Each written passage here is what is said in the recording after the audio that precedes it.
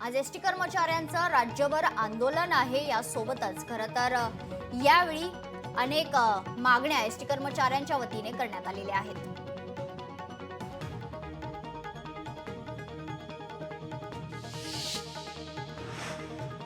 महायुतीचा विधिमंडळ खरं तर यावेळी काय निर्णय घेणार याकडे सर्वांचं लक्ष आहे। वळूयात पुढच्या बातमीकडे। आज एसटी कर्मचाऱ्यांचं राज्यभर आंदोलन, प्रलंबित आर्थिक मागण्यांसाठी आज निदर्शनं, तर महागाई भत्ता, वेतनवाढीच्या टक्क्यावरून कर्मचारी आक्रमक।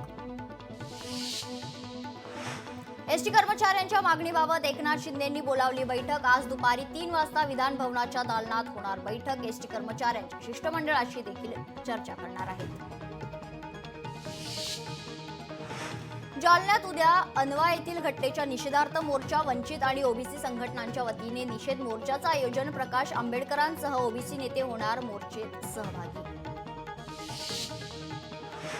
मंत्री अदिती तटकरेंकडून महायुती आणि महाविकास आघाडीच्या सर्व आमदारांना छावा चित्रपट पाहण्यासाठी निमंत्रण। नरिमन पॉइंट मधील आयनॉक्स या ठिकाणी संध्याकाळच्या सुमारास विशेष शोचं निमंत्रण।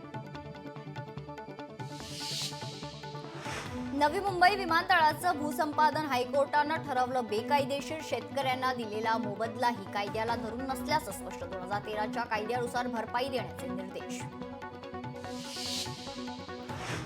आता दादर रत्नागिरी दरम्यान होळी विशेष रेल्वे धावणार आहे। 11 मार्च पासून होळीसाठी मध्य रेल्वेवरून धावणार विशेष ट्रेन। चॅम्पियन्स ट्रॉफीत ऑस्ट्रेलियाला धूळ चारत भारत अंतिम फेरीत 4 विकेट्सनं भारताचा दणदणीत विजय। बीडच्या माजलगाव, सुलतापूर, माळेवाडी येथे दारू आणि अवैध धंदे बंद करण्याची महिलांची मागणी। महिला प्रचंड आक्रमक, पोलीस अधीक्षक नवनीत कावत यांना दिलं निवेदन। नवी मुंबईमध्ये खेल मंत्रालयाच्या वतीने एकात्म अभियानाचं आयोजन। अभियानात 7,000 विद्यार्थ्यांचा सहभाग। स्वारगेट तरुणीवरील अत्याचार घटनेतील आरोपीवर सरकारनं कठोर कारवाई करावी, अभिनेता संतोष जुवेकरची मागणी।